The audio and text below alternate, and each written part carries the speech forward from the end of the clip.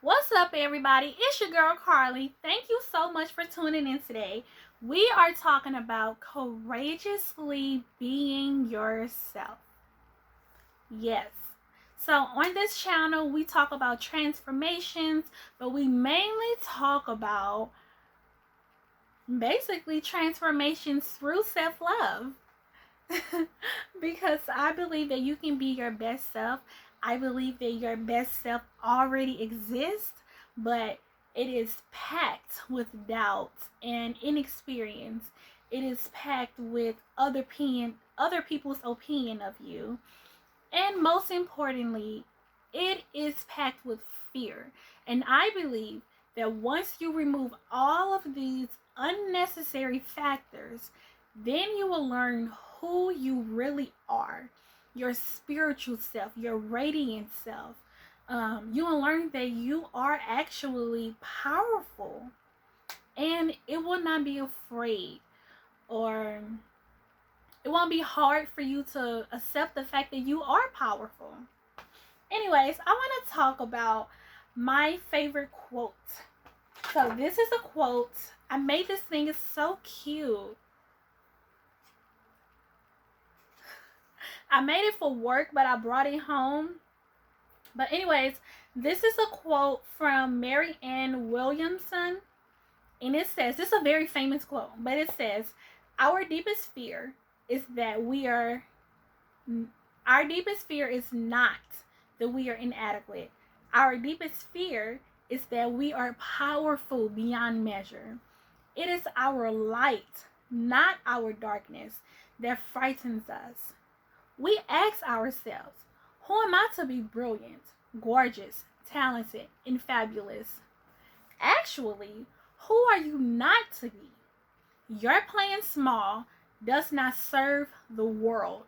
There is nothing enlightened about shrinking so that others will not feel insecure around you. We are all meant to shine, and as we let our light shine, we unconsciously give others permission to do the same.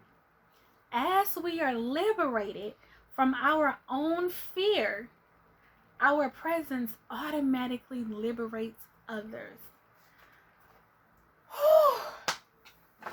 Listen, if you have ever heard or seen Coach Carter, then you know where that quote comes from. And listen, it hits the spot every time I read it.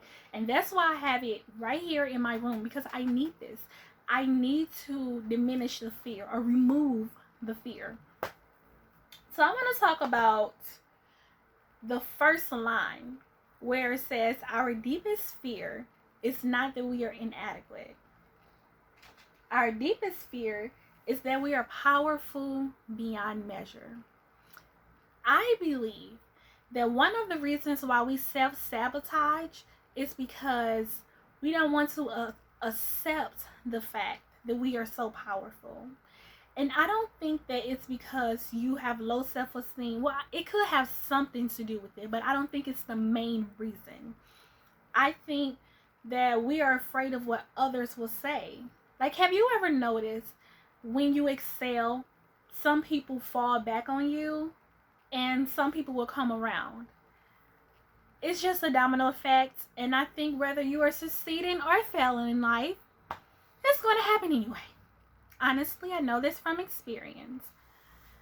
But we are afraid to let our light shine. Like, when I think about my spiritual self, like who I am at my core, without my family, without even my values, when I think about who Carlisha is as a spirit before the spirit was put in a body, I think of someone who is radiant.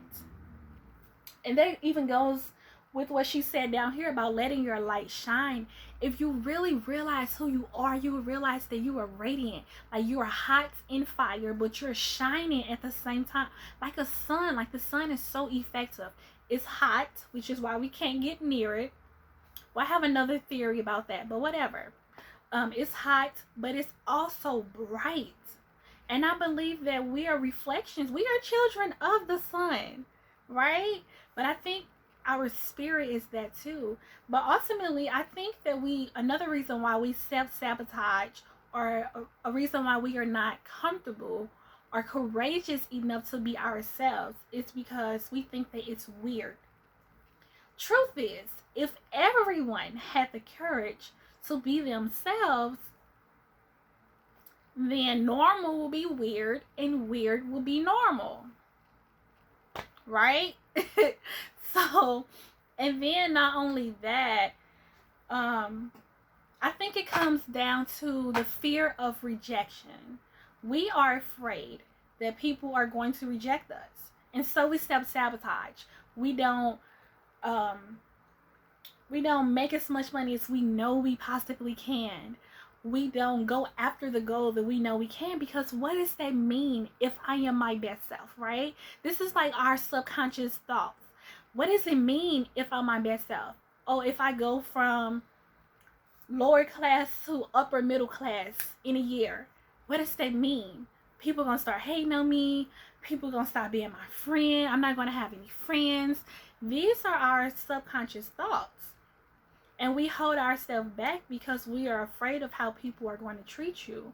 But I want to encourage you to take a chance in yourself. And I want you to know that if this is what you're thinking, there's a scripture in I don't know the scripture, y'all. I don't know what book it's in. It's in the Old Testament, though. You can look it up. And it says something along the lines of, everything that can be shaken will be shaken. Something along those lines. And it is true. Anybody that can be removed will be removed. Period. So you playing small, just as this quote has said, it does not serve the world. But I want to put emphasis on you. It does not serve you. Because a lot of times we think that, and I hate this, we think that we ought to go through a situation for the world. We always think that we are going through something, or we have been given something to offer the world. And it's almost as if we don't keep it for ourselves. So I want to emphasize that you playing small doesn't serve the world, but it also doesn't serve you. And that's the number one priority here, is if it doesn't serve you, then we need to do away with that, right? And it doesn't. And it goes back to the fear of rejection. And it's also, you have to start believing, right, that I am enough for me. I am my biggest cheerleader. I am my biggest fan. And whoever else cheers with me, that's great, right? And whoever doesn't, that's great too. And I think one of the hardest things to do is when you are, even like with the healing, like you forgive people who you never in a million years thought you would forgive. Even when you are excelling and you're going to another level, even when you are making heights in your life, it's sometimes the people that you never thought it would be that will leave you. And there has to be something inside of you that say, and I got this from Sarah Jake. She said that although I feel betrayed, my destiny is not betrayed. My feelings are betrayed, but my destiny isn't. And on the surface, when I first heard it, I'm like, what are you talking about? Right? Because I didn't understand. But now I understand. You hurt my feelings, but that's temporal. But my destiny, I shall get to. The person that I am, I shall recover. Like, I shall remove all the things so that my light can shine. I will become the person that I am in the spiritual realm.